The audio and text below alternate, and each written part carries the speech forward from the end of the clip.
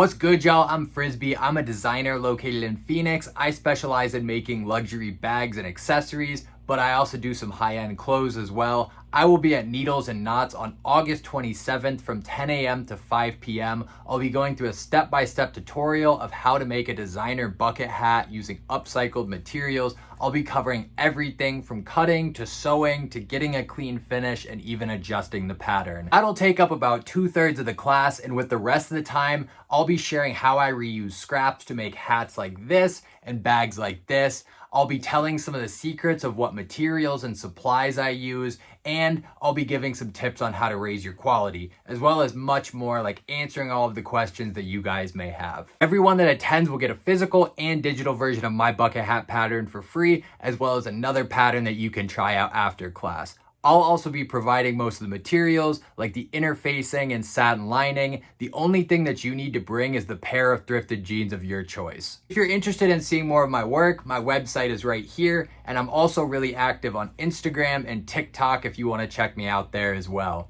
I hope to see all of you at class. It's going to be a great time.